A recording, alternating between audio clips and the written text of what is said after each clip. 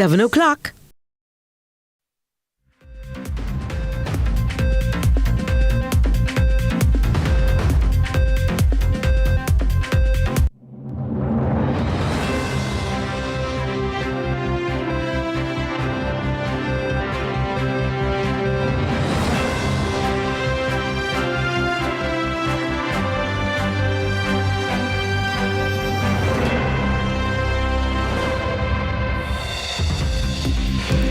Tonight in CVM News at 7, parliamentarians being investigated for illicit enrichment. That should be more parliamentarians. Senators trade insults and heightened election tension and grief across borders. A Florida crash devastates Jamaican family. In traditional flavors, it looks towards $100 million under management. While in sports, 100-meter finals highlight Jubilee Trials Day 2.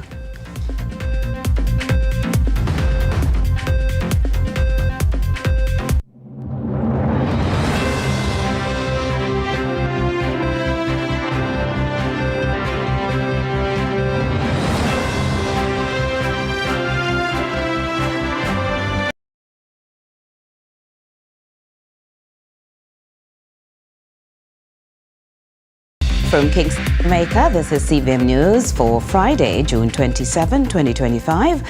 I'm Curlin Brown. The Integrity Commission's annual report for 2024-2025 has been released, offering insights into the compliance of public officials with statutory declaration requirements and detailing ongoing investigations.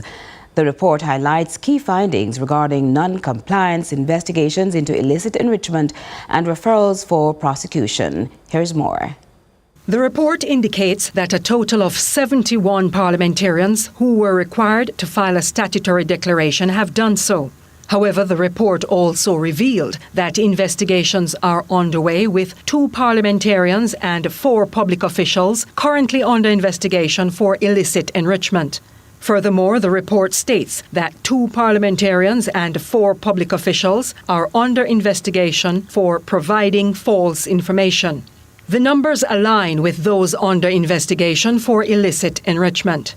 The report does not specify the total number of members of Parliament MPs currently under investigation, given that previous reports made reference to MPs who were under scrutiny.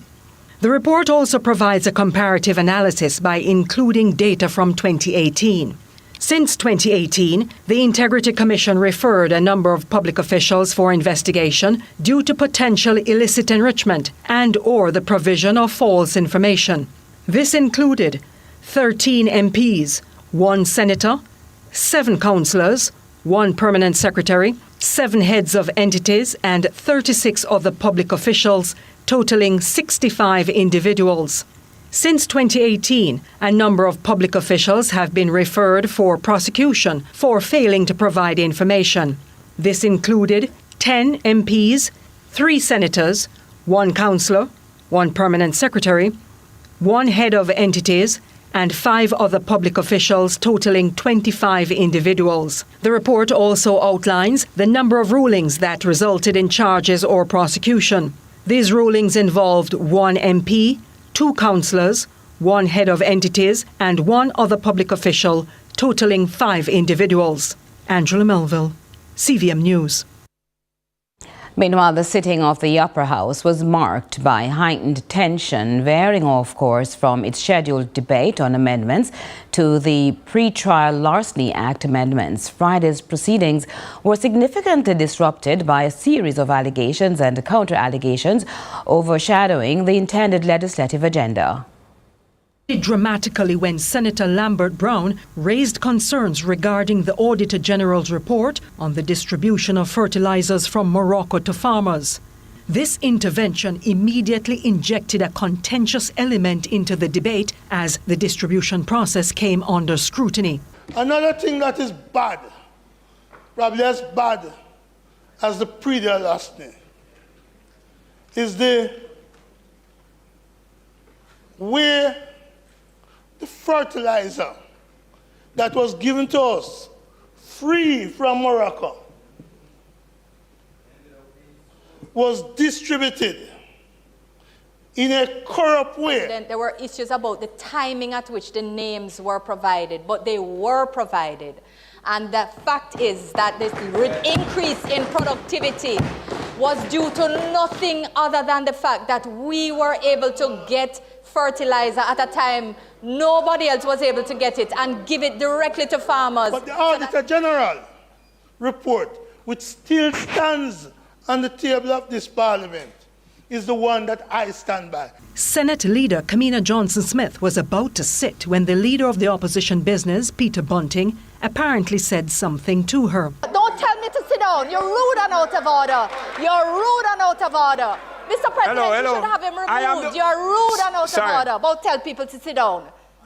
All right. Who are you? As the debate progressed, the atmosphere grew increasingly charged. Senator Gabriella Morrison too asserted that there was impropriety in the distribution of the fertilizer. Because when there are implications of fertilizer not being given to those who need it most, but being sold, that is a dangerous road to go down. These utterances that are being made demonstrate the utmost irresponsible and disregard for the importance of the relationships between Jamaica and the countries who have been providing such strong support for our farmers, which they have felt and has increased their productivity undeniably and indisputably.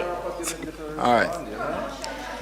Thank you, Mr. President. It seems like the minister is more concerned about relationships than the farmers who need these resources. It is in the report. Check it out. It's a Google away. The situation escalated further when comments from a political platform ignited a new round of conflict.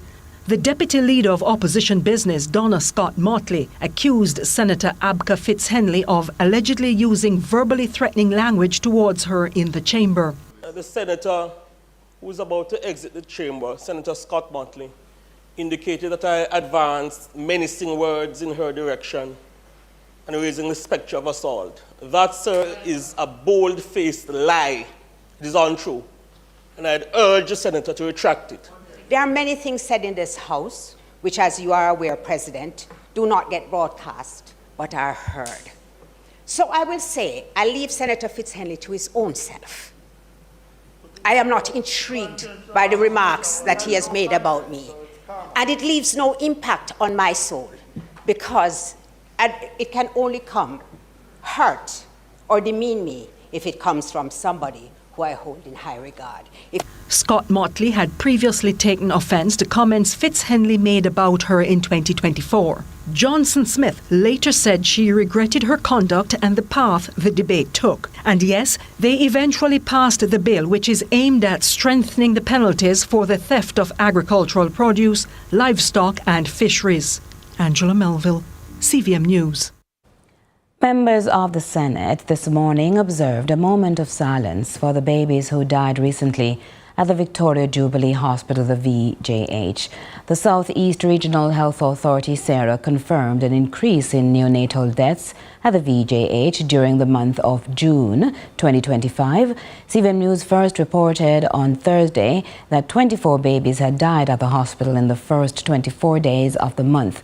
SARA says preliminary data collected indicate the majority of the affected babies were born prematurely, with significant factors that could have predisposed them to serious illness. To this update now, in light of a ruling from the Director of Public Prosecution, the DPP, into the NEPA-Wisynco saga, NEPA sought to voice its position while respecting the DPP's office. Chief Executive Officer of the National Environment and Planning Agency, NEPA, Leonard A. Francis, surrounded by his exercise management team clarifying the Wisynco NEPA DPP matter days after the discontinuation of the case in court. DPP, they have been doing this all their life. They have the history, they have the experience. So I have no doubt that they did it based on their experience or otherwise. But my team felt that in the public interest and otherwise, we should have continued. With an 80% confidence, the CEO says NEPA felt it had a case. Now, despite obstacles like inaccessibility because of the very steep banks and a densely overgrown area with the presence of wildlife such as crocodiles, where the broken pipe, which was also elevated, was located, and while the normal sampling points were used, they argue they had other strong supporting evidence, and like the DPP, referenced to the act. I will admit that the samples where they were taken, you could have interference from, there are other plants along the river, right? So that is a reality. That in itself is a reality. But we're not depending on the samples alone. We're saying there's a pipe, and we know based on our permit, license, what is supposed to be flowing in that pipe. We have seen the pipe with our own eyes and with photographs that is broken, and the fluid is coming out of the pipe. Section 11 of the Wildlife Protection Act states that as long as you have caused industrial waste, trade effluent, sewage, noxious, or any other matter going into the area, that's sufficient reason for a charge. Curlin Brown, CVM News. And we'll continue with CVM News at 7 in a moment.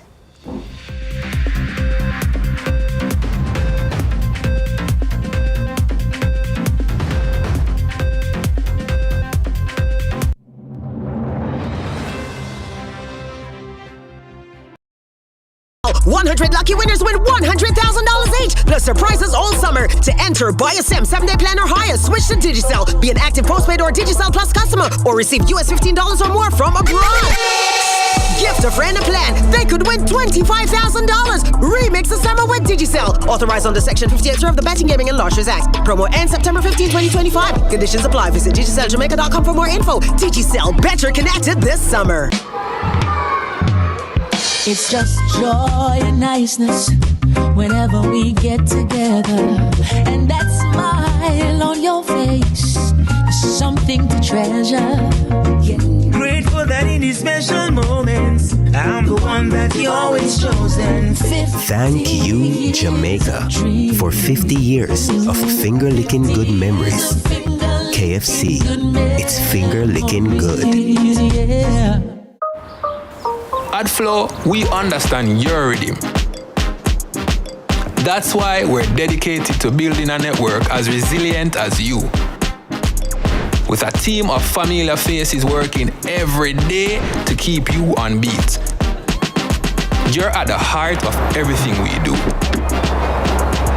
And our commitment is to keep your rhythm flowing, no matter what.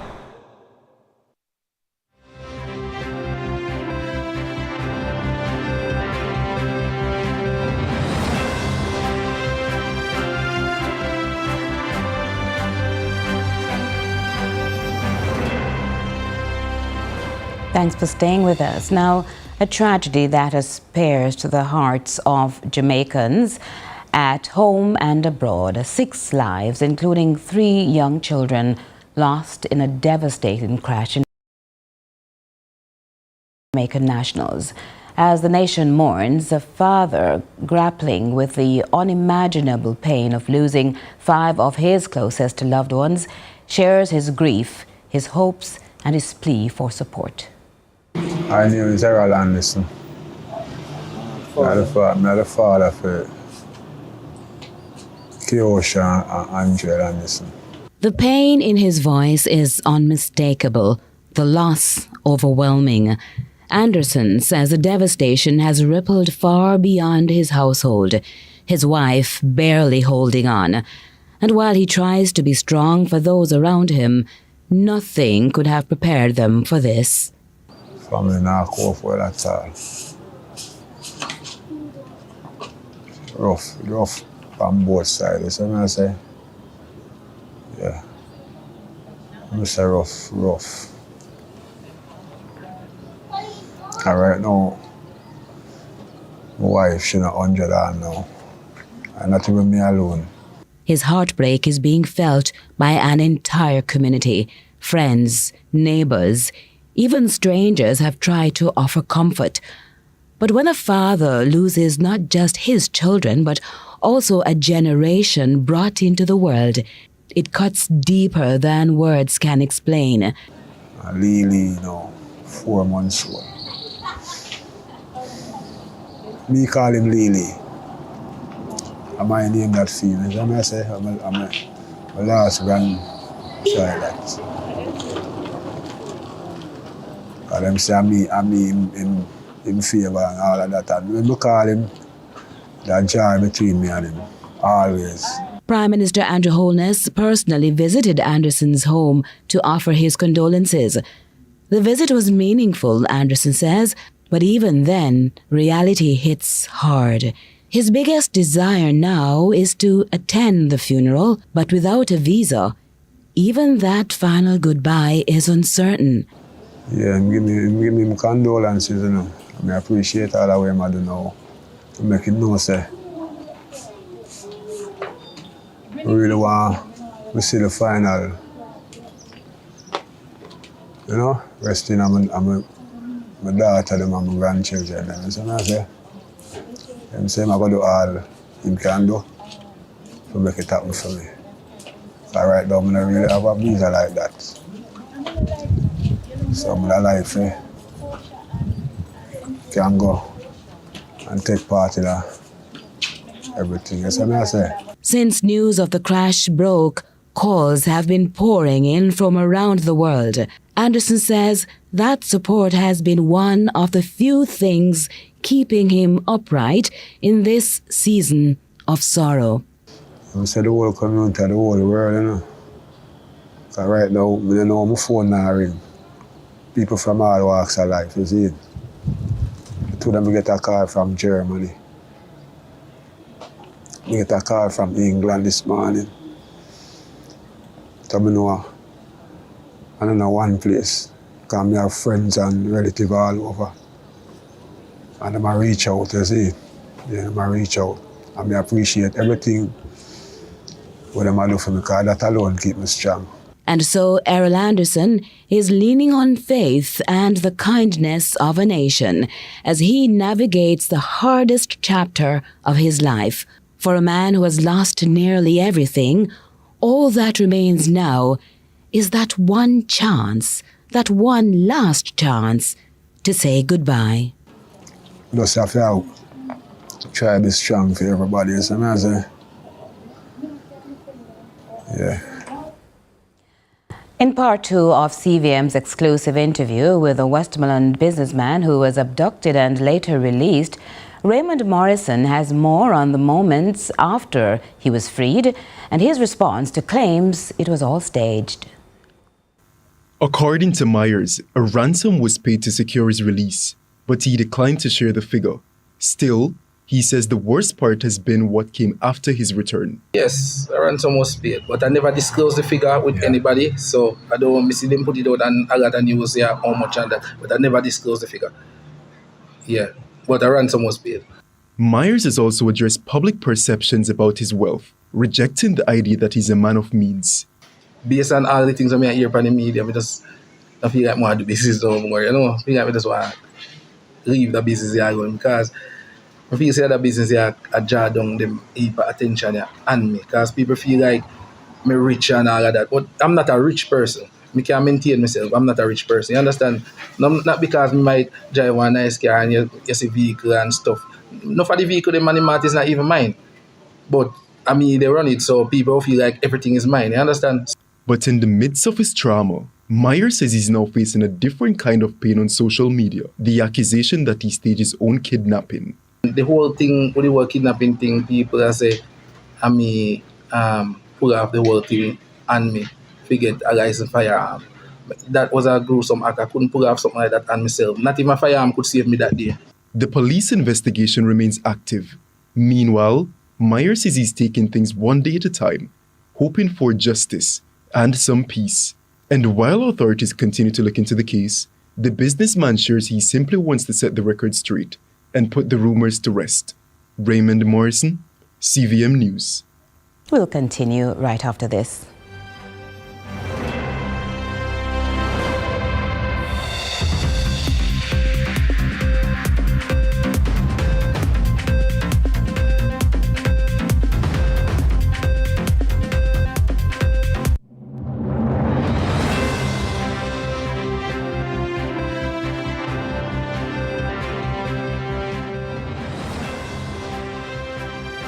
Genius. Me just get the Burger King Double King combo. One original chicken sandwich plus a Whopper Junior with cheese. Well, 2 sandwiches plus a small fries and soda for only $1,300. You use the new rubber money. You did say the money can stretch a Burger King. Me mean you get more food for your money.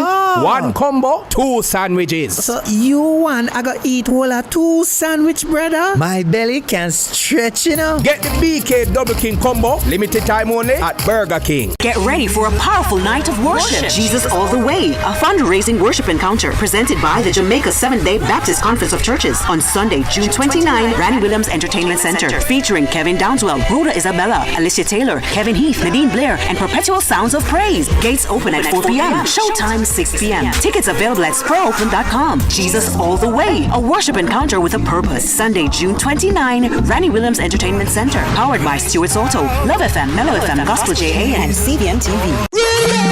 Remix the summer with Digicel. 100 lucky winners win $100,000 each, plus surprises all summer. To enter, buy a SIM, 7-day plan or higher, switch to Digicel. Be an active postpaid or Digicel Plus customer, or receive US $15 or more from abroad.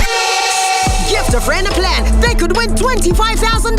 Remix the summer with Digicel. Authorized under Section 58 of the Betting, Gaming and Lotteries Act. Promo ends September 15, 2025. Conditions apply. Visit DigicelJamaica.com for more info. Digicel, better connected this summer.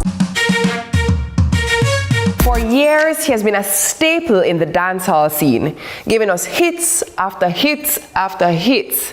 And I know, ladies, you know. We get into the mind, the meditation, and the humor of Dexter Daps. Yo! I'm a weird music listener. Listen like James Brown and them people. Love. So if you want to reach the higher scale, then you have to start present yourself like that. And I know no consistency go open door. That's right. So if me not do this over and over again, then them not gonna get to me I do. So now I'm like, don't cost me a lot, you know. Hey.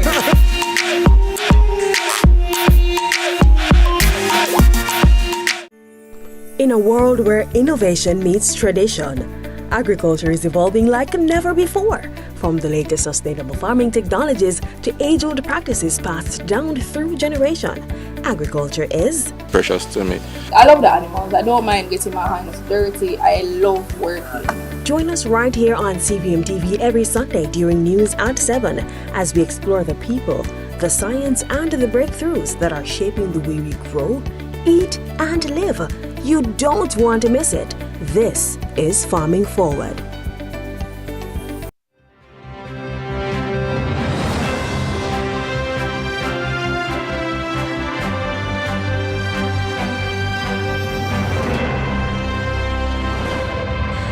We welcome you back with questions. What if you can get all your comfort food at one ideal spot every day, and you're enticed to have more all the time? Would you not just stick and stay? Well, some folks on Hillcrest Avenue say that's how it is because of their Jamaican flavors.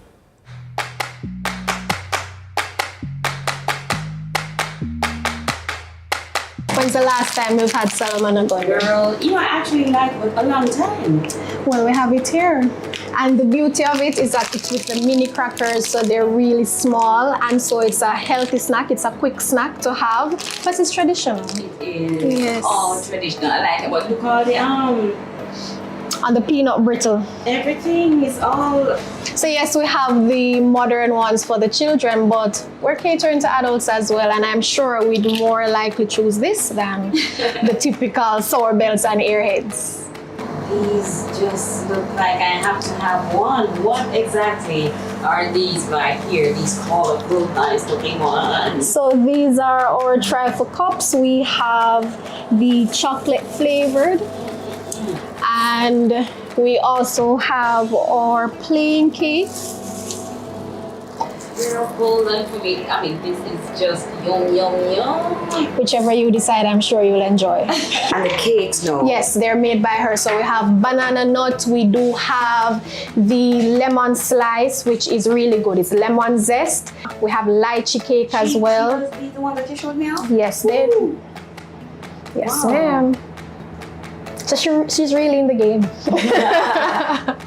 And they're delicious. And I'm not saying that just because. I really am giving an honest opinion. It's delicious. And like the message on this cutting board reminds, food tastes better when we eat together. Owner of the Hymac brand, who has a passion for people and good taste, takes pride in stocking Have More with her self-made mouth-watering pastry. I wonder how this Have More came into being. Okay, so Mrs. McDonald started in 2021. We know that we were just coming out of COVID, barely coming out of COVID, and so people were locked away. We were home, we didn't have anywhere to go, we didn't have a lot of food option. We needed comfort. I personally needed comfort, and I know a lot of others did too. So if we're going to sell sweet treats, we chose a healthier option, and that's how we started out with Have More. Now it's like a spell. Those non-dairy, mostly Jamaican fruits flavored ice cream. If you want a little razzle-dazzle on top of your ice cream, we have several toppings. We have almond, we have sprinkles, colorful, the children love this one, and chocolate for the chocolate lovers, adults as well, but mainly these cater for the children and this would be for the adults. Which is the flavor in the ice cream that, oh my God, you keep running out? Okay, so I'm sure you can see this one is almost done. So this would be the double fudge chocolate. It's chocolate flavored, plus you have the chocolate chip. I know as well that we do love the strawberry, and my personal favorite is the coconut. It does have flakes of coconut in it, so it does enhance the taste as well. Your pick for a perfect cream cake combo. Are we keeping it Jamaican? I like that. Keeping it Jamaican. But look here, man, the sandwich menu grabbed my attention. It's done to order. So you're getting fresh food. We do have vegetables with all the sandwiches. So you're getting your lettuce and your tomatoes, for instance. And it's with freshly toasted buns. So we have the sub sandwiches and we also have the burger loaves. It's all up to you, depending on what you're feeling for. And then we do add pepper jelly, for instance, which is also locally made, and it does add a little twist to the flavor. It's so you're not getting the typical sandwich with your sandwich spread. You're getting authentic Jamaican ingredients. Realize up at the top of that menu though, the ackee and red herring. I mean, we did point out the Solomon Agonde down there, and so we're just catering again to everyone right across the board, especially because on Tuesdays we have the Kingston Night Market, which is typically an international crowd. So we do want to expose them to the local cuisine, and the others are there for variety. And there's a vegan option as well. So again, catering to everyone, welcome you to Have More. As for beverages, we do have water, we have warm beverages, we do have coconut water. There is the lemongrass cold beverage as well, and it's mixed with passion. That is one of my personal favorites, and with the summer coming up, it's a good flavor to have. We do have the typical sodas and so forth, but we're not really promoting them. But it's here if you do want it. Yes, you have coffee and chocolate. Mm-hmm. What's your rush hour like? Typically from 12 to 2 p.m. We do have schools nearby, so after school the children will come sit outside under the umbrella, have a sweet treat. We're open 7 days for the week, so we're here until 8 p.m. excepting on Tuesdays we're here until 11. So whenever you feel for it, whenever you're thinking of a healthy option, a sweet treat, you come here. And just have more.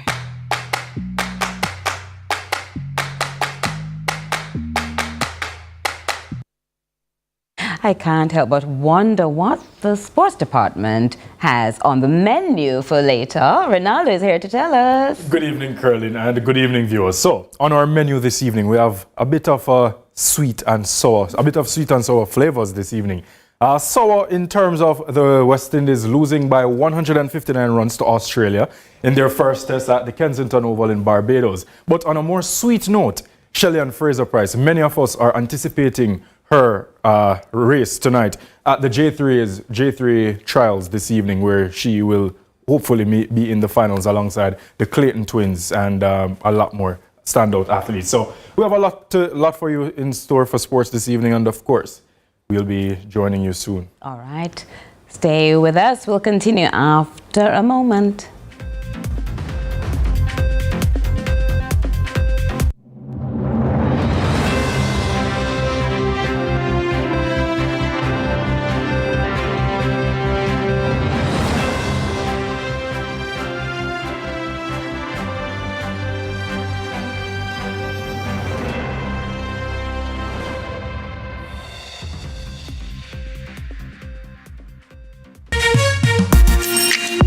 Everybody, I'm Yendi, and this is Odyssey with Yendi. In this space, we connect with some of your favorite people as they share their journeys. Here we have some unfiltered conversations as we deep dive into their inspirations, motivations, and experiences to inspire our own life journey.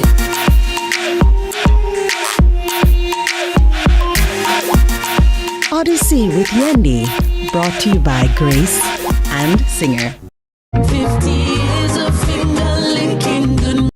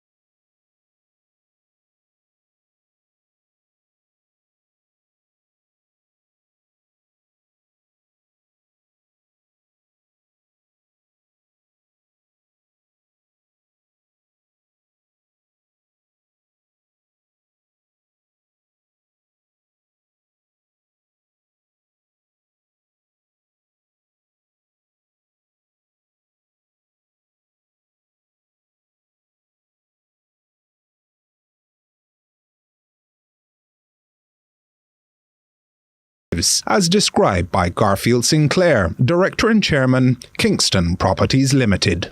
We've gone from $14.7 million in 2015 to 86.6, nearly $87 million in total assets at the end of 2024. The target is to get to $100 million, hopefully by the end of this year, in assets under management.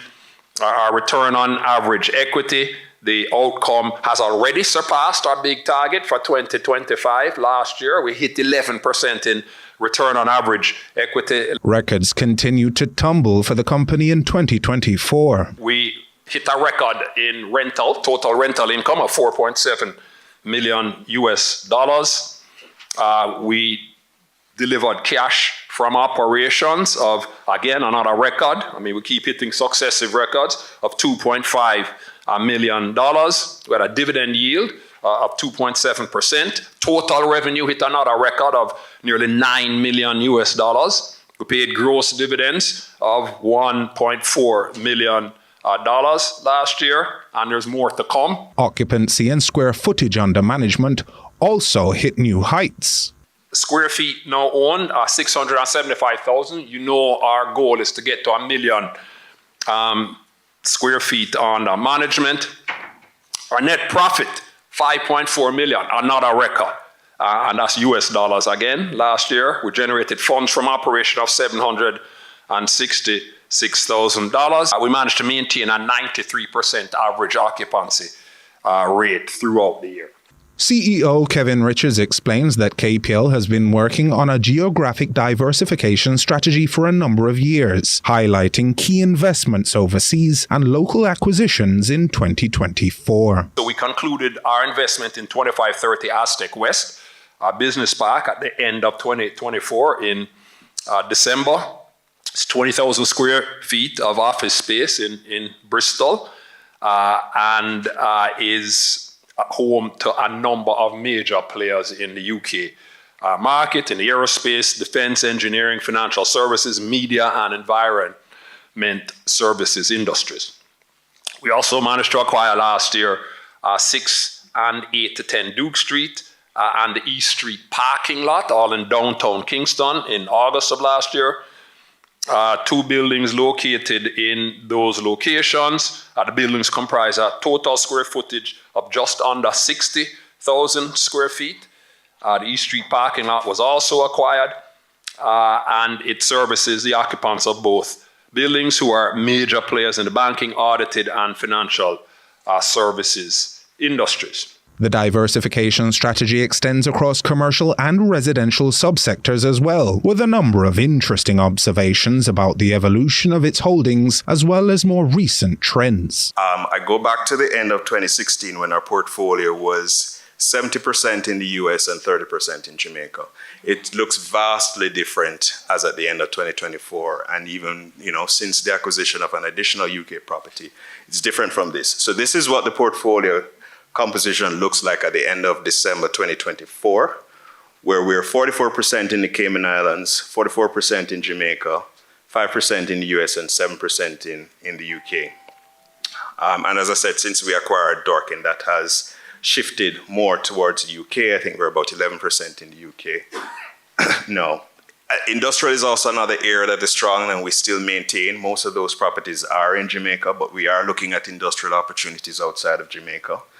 And retail, with the acquisition of the Grand Harbour property in Cayman Islands, our retail component has increased significantly. And retail is actually one of the fastest growing. If you look at international REITs, retail is the fastest growing segment now.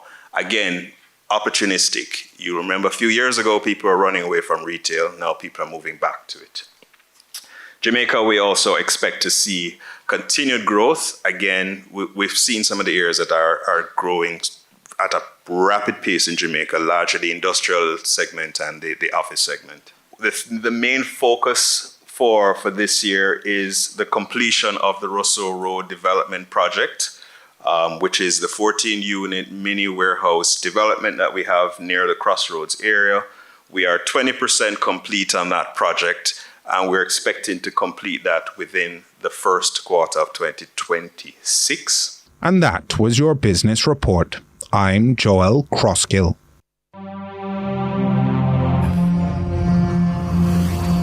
And it's Michael Paul who sets the scene in social media today.